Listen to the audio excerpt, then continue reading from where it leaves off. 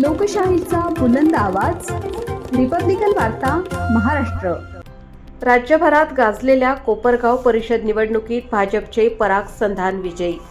कोपरगावमध्ये अखेर कमळ फुलले। कोल्हे परिवाराने केला आनंदोत्सव साजरा। याबाबत अधिक माहिती अशी की राज्यभरामध्ये गाजलेल्या नगरपरिषद निवडणुकीत कोपरगावमध्ये महाराष्ट्र राज्याचे मुख्यमंत्री देवेंद्र फडणवीस यांची भाजपसाठी तर उपमुख्यमंत्री अजितदादा पवार यांची सभा राष्ट्रवादीच्या उमेदवारासाठी कोपरगावमध्ये झाली होती।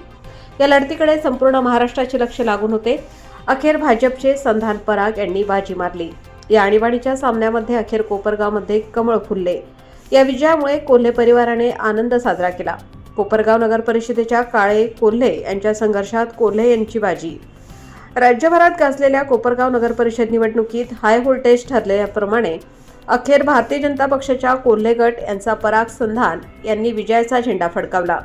नगराध्यक्षपदासाठी झालेले ऐतिहासिक लढतीत परत संधान यांना 18,503 मते मिळाली, तर त्यांचे निकटचे प्रतिस्पर्धी राष्ट्रवादी काँग्रेसचे कार्यगट उमेदवार काका कोयते यांना 18,094 एवढी मते पडली। संधान कोयते यांच्या 409 मतांनी विजयी झाल्यामुळे कोपरगावमध्ये अखेर भाजपचे कमळ फुलले। पुन्हा एकदा नगरसेवक पदाच्या निवडणुकीत भाजपच्या कोल्हे गटाने बाजी मारली आहे। 29 जागांपैकी 19 जागांवर भाजपने विजय मिळवत नगर परिषदेत बहुमत प्राप्त केले आहे, तर राष्ट्रवादी काँग्रेसला 11 जागांवर समाधान मानावे लागले आहे।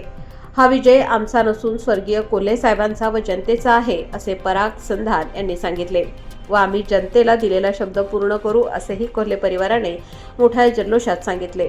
विजय आहे तो सर्व थोर महापुरुष सर्व स्वर्गीय शंकररावजी कोल्हे, माझे वडील शिवाजीराव संधान, त्याचप्रमाणे आमचे नेते विपिन दादा, प्रथम आमदार स्नेहलताताई कोल्हे व सहकार शंकरराव कोल्हे कारखान्याचे अध्यक्ष विपिन दादा व संजीवनी स्वयंसहायता बचत गटाच्या अध्यक्षा रेणुका भाभी व सर्व मित्रपरिवार, सर्व कार्यकर्ते, भारतीय जनता पार्टी, RPI, मित्रपक्ष, सर्व जनता, ज्ञात अज्ञात आणि तिसरी शक्ती जिने मला मदत केली, या सर्वांना मी समर्पित करतो।